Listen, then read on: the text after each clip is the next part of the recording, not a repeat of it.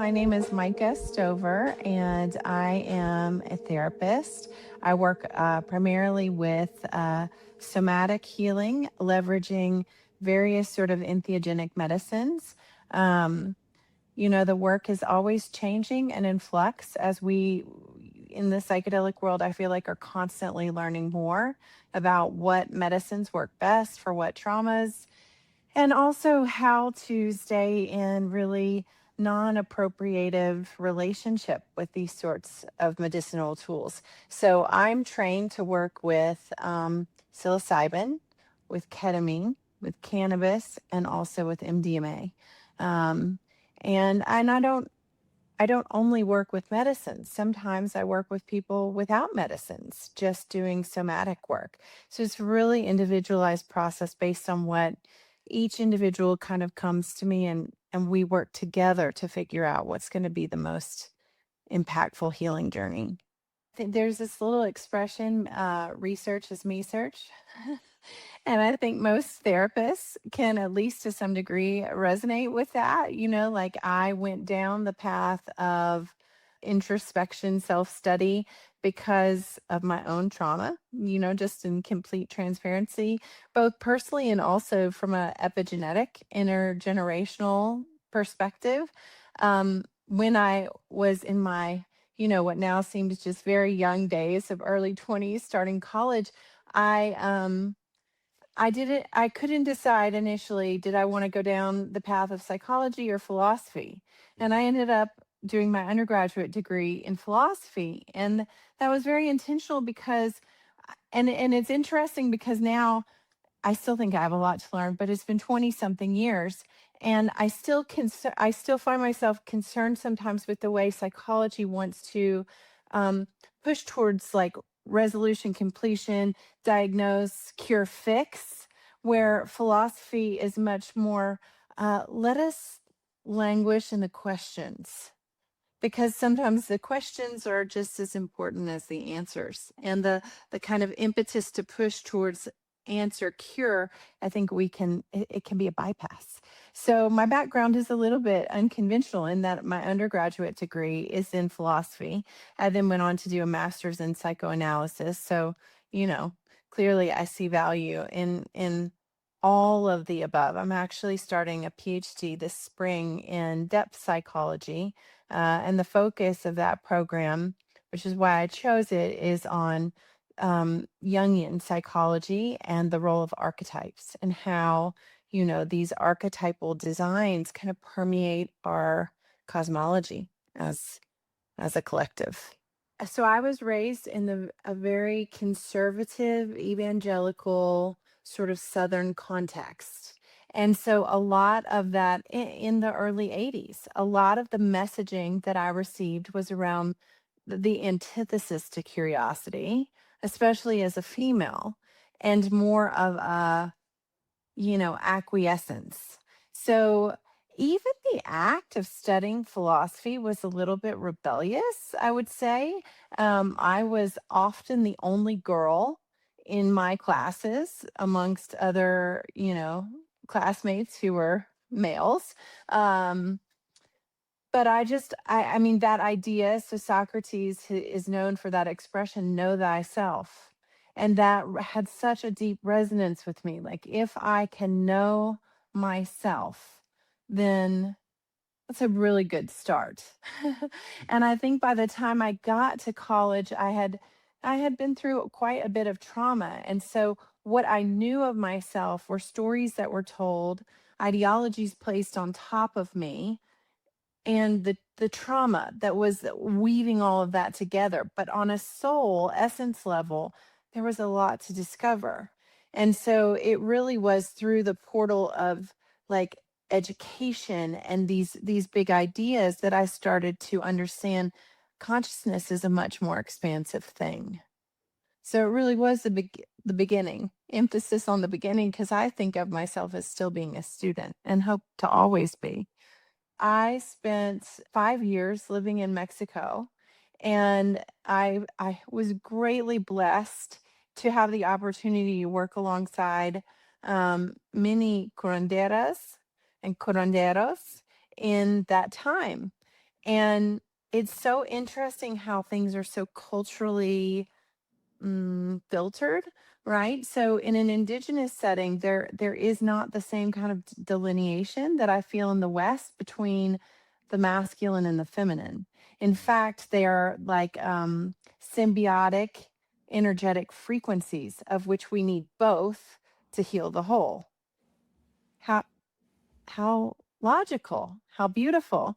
However, I also think the West and modernity and all of these things is, sort of, I often think of, again, my background's philosophy. So I think of that like when Descartes came along and he said, I think, therefore I am.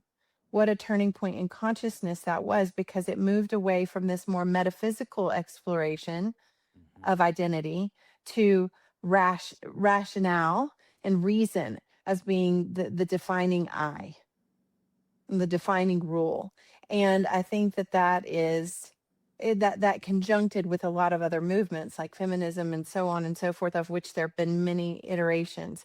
I find as a woman in the psychedelic space, like in the West, that there is still like the dialogue is like hyper uh I don't know if I want to say dominated by, but occupied by male voices. Like if you go to events like psychedelic science and things like this, often, not all, but often you have male experts who are keynote speakers.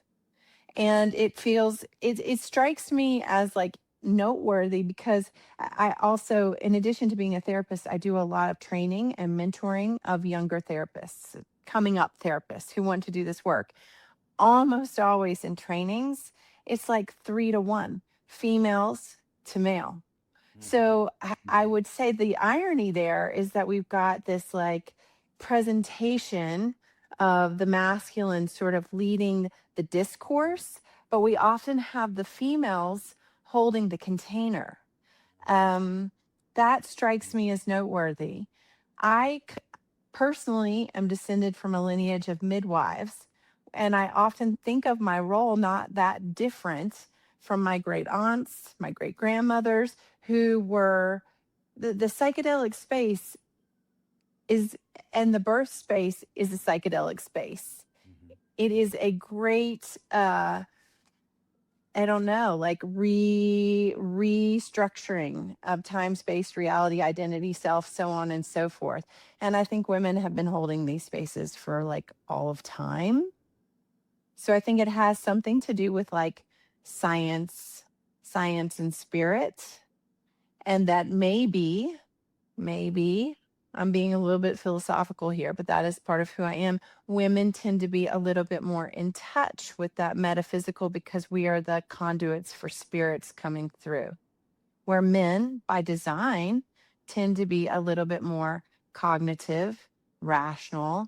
And maybe that's part of how we understand how it gets to be this way. Whether it should or shouldn't be is a whole different discussion. You're totally making sense, and I think you did a good job of interpreting a sort of roundabout way of what I was explaining. I also want to be sensitive to.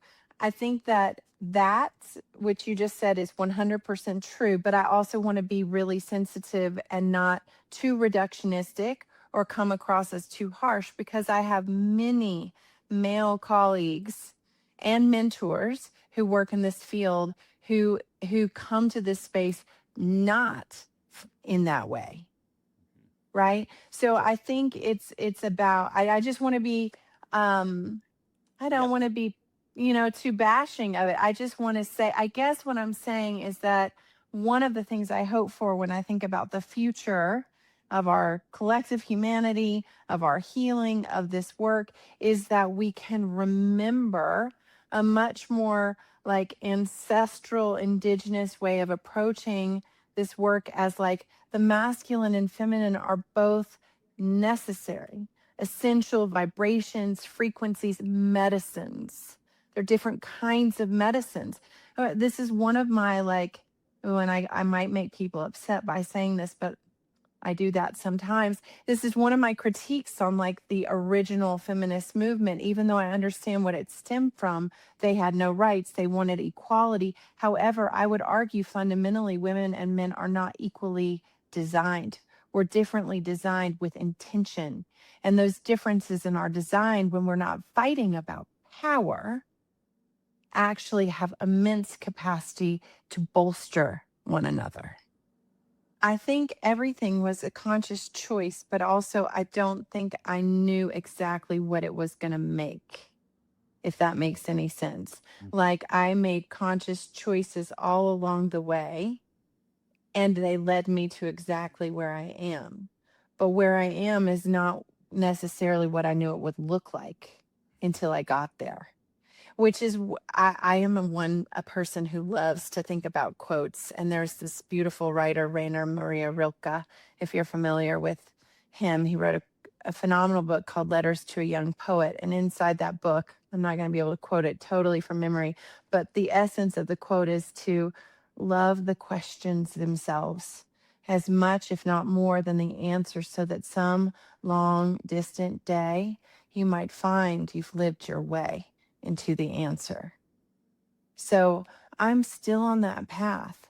But when I'm working with people all the time, students or clients, I say, there is no right or wrong in my philosophical opinion. It's a matter of conscious or unconscious choice. And then understanding that with every conscious choice comes consequence and reward.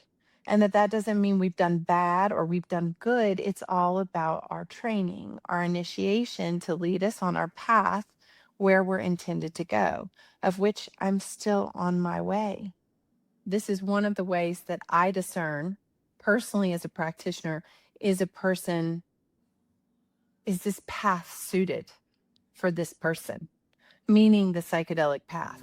Because if they cannot be with the mystery, this is going to be a really painful process.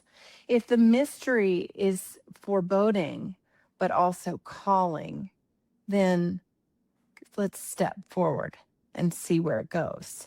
It's something like that. But um to be not open to the mystery, this is probably not going to go so good.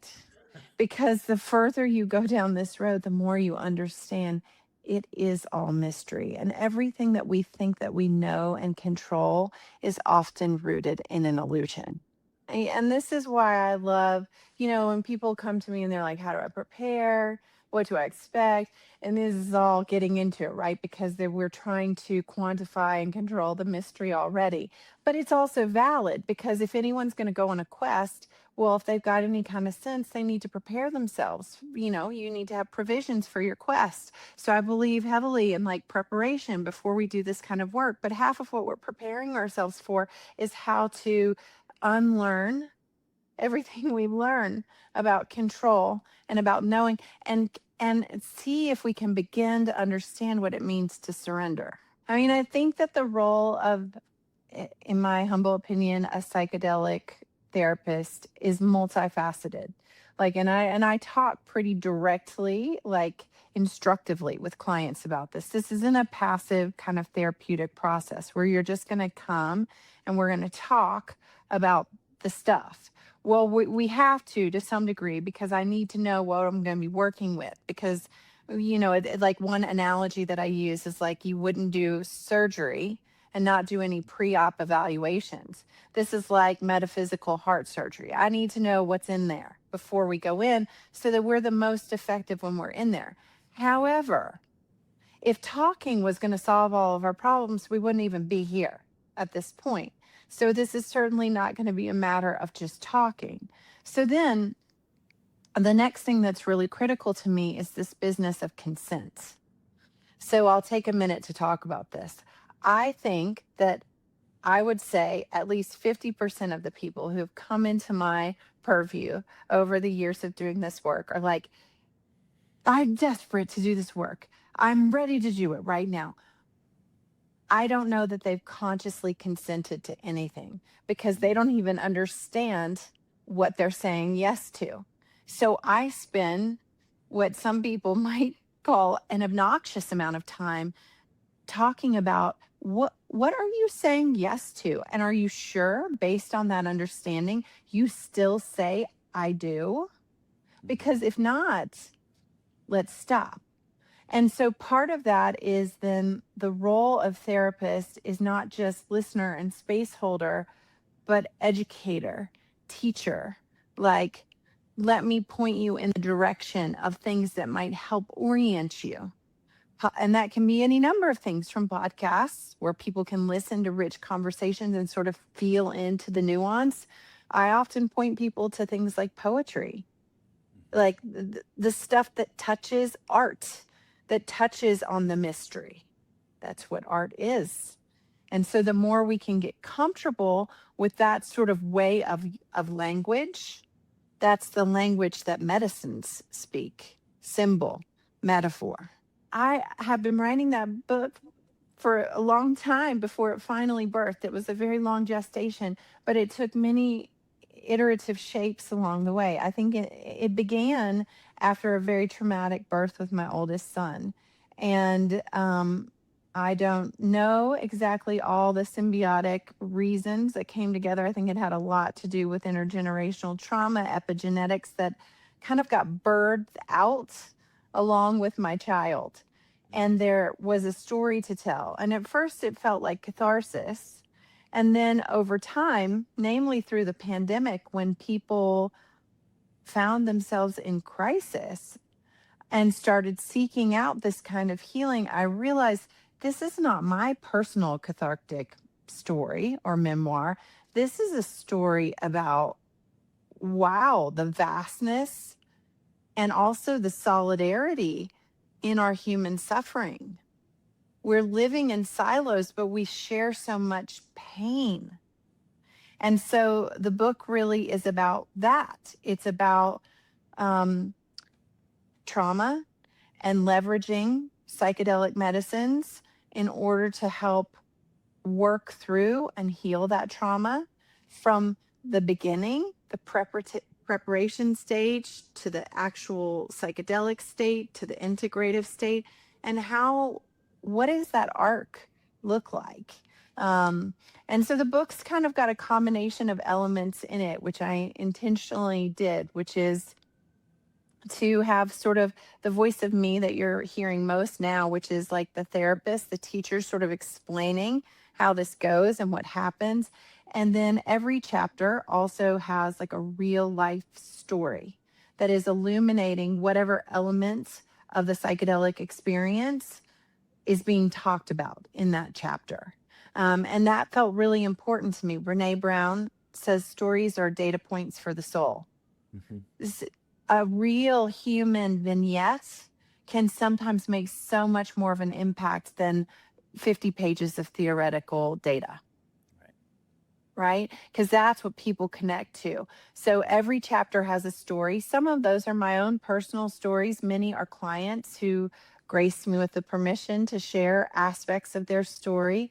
And then every chapter closes with exercises because, and this is another topic that I'll just tie in here, one of my biggest sort of considerations in the current state of the psychedelic movement is access.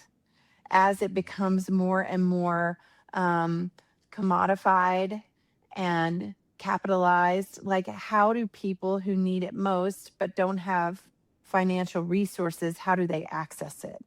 And I want to be very clear that I'm not saying a book can be the same as a therapist, but if a person is like, I'm going to do this and I can't do it I can't pay for the resources for help, I would much rather them, I think of the book as like a possible companion guide for someone who's walking down this path. They can have all of those things travel with them.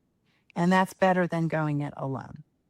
It is available. It was born last November.